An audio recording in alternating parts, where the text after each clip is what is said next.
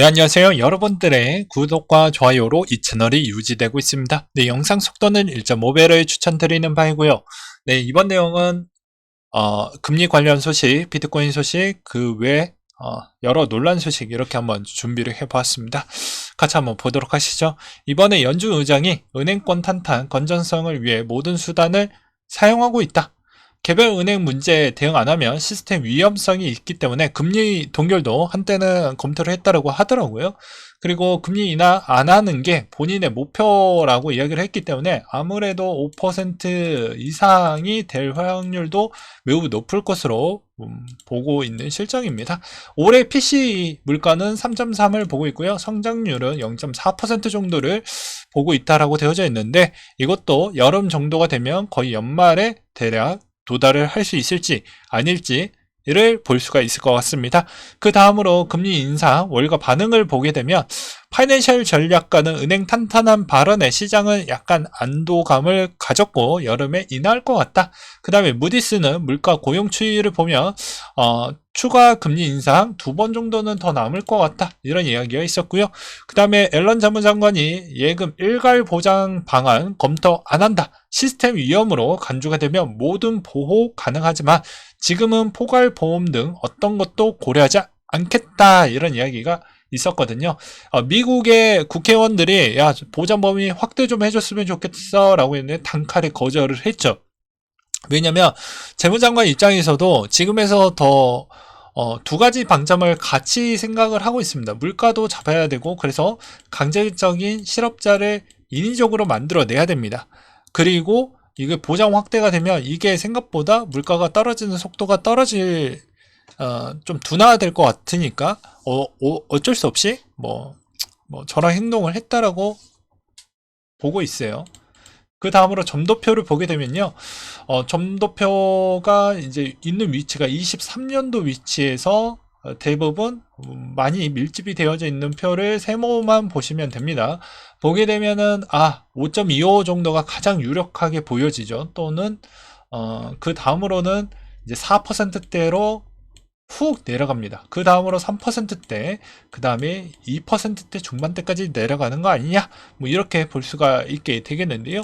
일단은 올해에는 금리 부분이 아직도 올라갈 길이 조금은 더 열려져 있다. 여름 패턴 곡선까지는 어떻게 되는지를 좀 확인을 해야 된다. 변칙성과 변동성이 매우 심한 올해가 될 것 같다. 라고 저는 말씀을 드리고 싶고요. 그 다음에 나스닥 지역은행 지수표가 있는데 이거 지수입니다. 개별 종목이 아니고요. 마이너스 5% 이상 빠졌고요. 그 다음에 팩 웨스트은행이라고 있는데 이게 10달러 정도의 거래가 되어져 있는데 장중에 마이너스 17% 이상 조정을 보여주기도 했습니다. 더 이상 증자 추진 안 하겠다. 변동성 커진 뒤 신규 투자자 물세겠지만 중단했고 유동성 탄탄하고 예금 잔액도 충분해 해서 불필요할 것 같다라고 또 돌려서 이렇게 이야기하는 부분을 보게 되면 코인 대표들도 거의 비슷하게 돌려서 자기가 잘못했다는 걸 잘못했습니다라고 인정을 안 하고 있는 거와 거의 비슷하다라고 저는 생각이 들었고요. 이번에 이제 아비트럼이 녹화 찍고 있는 시점에서는 아직 상장이 되어져 있지 않는데 곧 조만간 상장이 되면 가격 부분을 좀 한 번쯤은 관심 있으신 분들은 보시길 바라겠습니다. 근데 저번에도 이야기를 했지만 아비트럼 같은 경우에는 어차피 상장하고 락업 물량 다 소화되는 게 내년 3월 23일 정도이기 때문에 그것도 잘 참고하시기 바라겠고요. 이더리 NFT 시장 규모는 2월에 거의 2배 정도 증가를 했다라는 건 이더의 가격이 방어를 해주었다라는 건 이거 하나로도 충분히 해석을 해볼 수가 있게 되겠습니다. 그 다음으로 비트가 하락을 보여주고 있는 시점이 나왔는데요. 이번에 금리 인상에 따른 영향성이라고 보기에는 조금은 어렵고요. 오히려 나스닥이 다른 이슈로 인해서 조금 더 조정을 받았다 이렇게 보는 게 맞을 것 같습니다. 그래서 조정 나오니까 비트코인도 마찬가지로 조정이 좀 나와주고 있는 실정을 보여주고 있죠. 그래서 조정이 나오고 있는 실정이었고 그 다음에 여기에서 또 알 수 있었던 거는 청산 부분도 이번에 좀 규모가 롱이 좀 많이 터져 나갔더라 라는 걸 알 수가 있습니다. 뒤에 가서 한 번 더 설명을 드리도록 하겠지만요. 이렇게 좀 터져 나가는 규모가 일정 이상 계속 많아진다라는 건 올라가기에는 약간은 버겁지 않겠냐, 이렇게 보는 게 맞겠죠. 그 뒤로는 잔고 추이를 계속 확인을 해볼 필요성이 있는데 계속 잔고는 줄어들고 있는 실정입니다. 그 뒤로는 또 여전히 스테이블 코인에 있는 위치 매번 확인을 하는 그런 형태로 보는 게 맞겠죠. 일단은 내려가는 시점이 어떻게 보면은 그 전에 약간 내려가니까 곧바로 그 시간대 비해서 올라가는 모습을 비트코인에서 제가 포착을 해서 확인이 가능했습니다. 11시 5분 정도 때부터 저녁 시간 11시 5분 때부터 움직였거든요. 그러니까 이 시간대도 일본봉으로 해놓고 11시 저녁 시간 23시 기준점으로 11시 5분 경우 요때죠? 요때입니다. 요때 하고 조금 더 올랐죠, 일본봉으로. 그래서 USDC에 있는 불확실성 부분이 여전히 약간의 움직임이 어떻게 나오느냐에 따라서 비트코인 방향성도 충분히 영향을 받을 수 있다라고 증명이 가능할 수가 있습니다. 그 시간대는 여러분들 시간이 나시면 좀 더 보셔도 되겠지만요, 나머지 테더나 이런 쪽이 별로 많이 움직여 주지 않았습니다. 더 증가하거나 그러지 않았다는 거예요. 네, 그래서 이렇게도 좀 잘 체크하시면서 투자에 임하셔라 라고 말씀을 드리고 싶고요. 롱 포지션 1억 달러 정도 날라갔다고 합니다. 뭐 대략 한 1300억 정도 날라갔다고 보시면 될 것 같고요. 그 다음에 USDC 입출금 가능한 뱅크가 하나가 있다라고 하는데, 이 자포은행이 USDC 온램프 아웃레이를 통해서 번거롭고 비용이 많이 드는 부분, 결제 부분을 우리가 우회할 수 있게끔 도와줄 것이다. 그래서 이걸 활용을 해서 수수료 없이 자포에서 자금을 입출금을 할 수 있게끔 도와줘서 달러 부분에 있는 전환율 혜택을 더욱더 늘리겠다. 왜냐? 실버게이트 시그니처 다 없어졌으니까 어떻게 보면 내가 이거 하겠다라는 것이죠. 그래서 어떻게 보면 이거 자포 어디에서 가끔 봤던 것 같은데 라고 기억이 나니까 여전히 제 기억력이 조금은 쓸만한 것 같습니다. 19년도 8월 16일 날 코인베이스가 자포 기간 보관 사업 인수했다라는 내용이 또 나와 주었거든요. 그래서 이때도 커스터디 솔루션 제공업체 자포 기간 사업을 인수를 했다 라고 되어져 있습니다. 그래서 이번에 커스터디 사업을 확장하기 위해서 도움이 될 것이며 더 늘릴 것이다 라고 되어져 있죠. 그래서 이런 거 보면 어떻게 보면 코인베이스와 또 서클과 또 자포와 관계도가 꽤 좀 되었구나 라는 걸 또 알 수가 있었고요. 그 다음에 미국의 SEC 코인베이스에 웰스 노티스를 전달한다. 코인베이스 원래과 관련해서 웰스 노티스를 받았고 SEC 측 증권법 위반 가능성에 대해서 언급을 했었고요. 그 이상 문제될 일은 아니었다라는 내용이 나와주기도 했었는데요. 아니었다라는 내용이 나와주기도 했었는데, 글쎄요, 이것도 계속해서 확인이 필요할 것 같습니다. 왜 그러냐면 코인베이스의 원래사에 문제가 되면 사업의 확장성이 조금 더 둔화가 될 것이고요. 둔화가 된다라는 거는 기존에 있었던 사업도 충분히 공격이 들어올 수가 있는데 얼마나 잘 방어할 수 있느냐가 관건이 될 수가 있겠죠. 그래서 그런 것도 잘 보시면서 대응을 하시길 바라겠고요.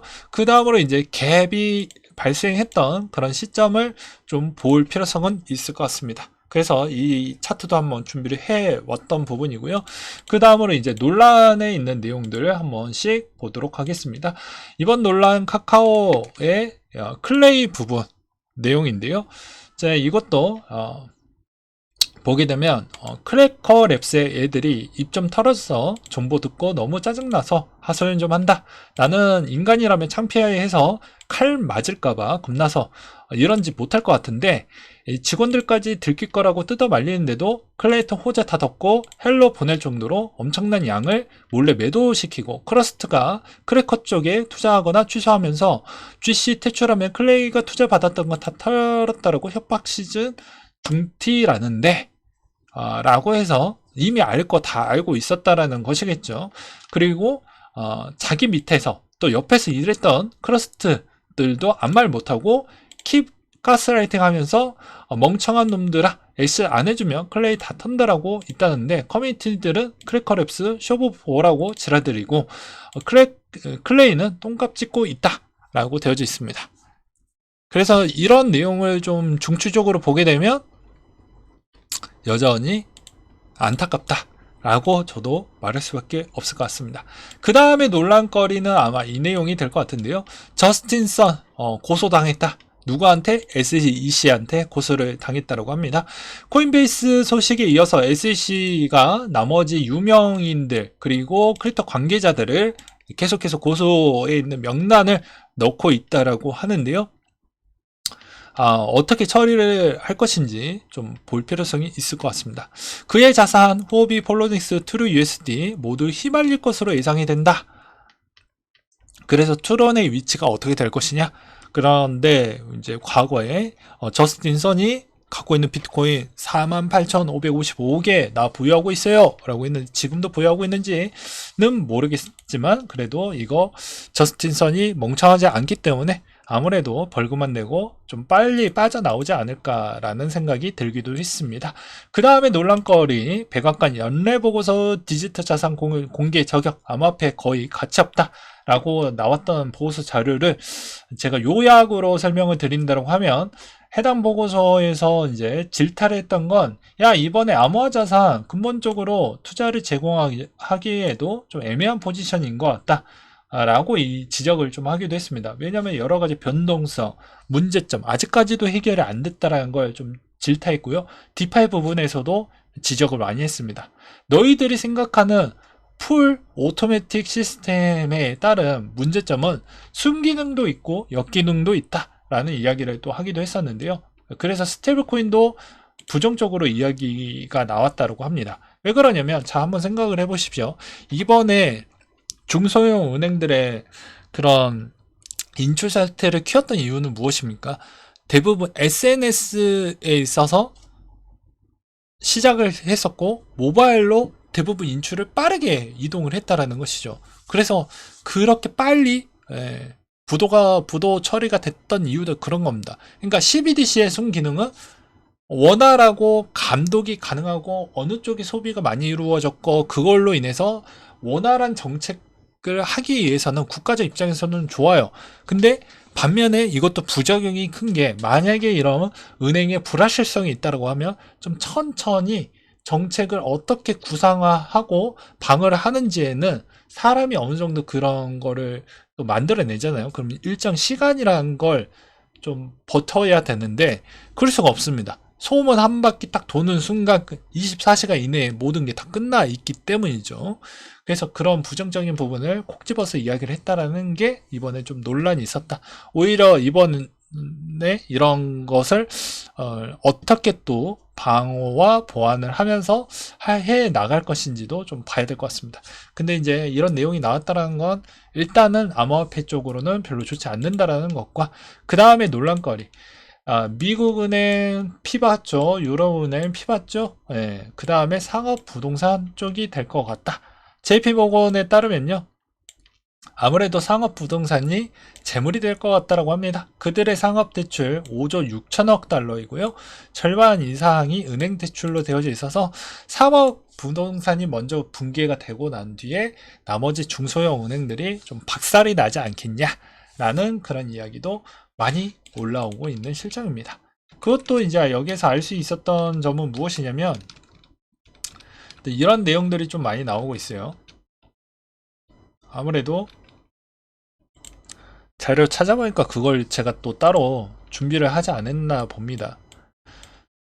이 은행들이 생각보다 지금 상태에서 이거 하나 터지면 좀 많이 타격이 클 거예요. 근데 연준과 재무장관에 있는 생각은 동일한 것 같습니다. 어느 정도 빨리 대선 오기 전에 좀 부러뜨릴 거 좀 부러뜨리고 CPI 빨리 잡아야 될 것 같다. 이게 암묵적으로 좀 가는 것 같아요. 그러니까 아무래도 이번 형태에서도 금리는 금리대로 올리면서 체력이 좀 보여준다라는 거 보이면서 나머지 버티지 못하는 애들은 빨리 망해라 라는 형태로도 또 들리기도 있거든요. 그래서 이런 거 보면 여러분들은 또 하나를 아셔야 됩니다. 그러니까 정책을 운영하는 입장에서는 다수를 살려야 되고 소수는 어느 정도 피해로 복지 제도, 사회 보장 제도라는 게 있잖아요. 리셋하는 리셋 기능이 있습니다. 그 리셋 기능을 통해서 너 다시 좀 일어나라 이런 형태로 가는 것 같아요.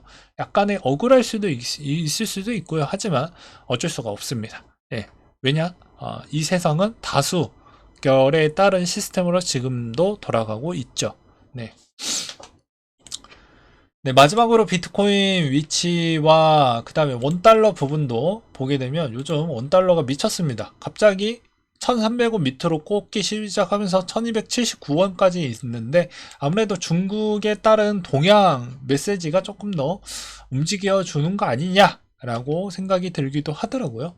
그래서 이 약세는 오히려 비트코인에게는 별로 좋지 않는다 라고 저는 말씀을 드리고 싶습니다. 다음 시간에 나중에 한번 여러 관점으로 환율과 비트코인 관계도에 따른 해석을 좀 공부를 해서 시간이 나면 그렇게 좀 설명을 드리는 시간으로 준비를 하도록 하겠고요. 이상으로 마치도록 하겠습니다.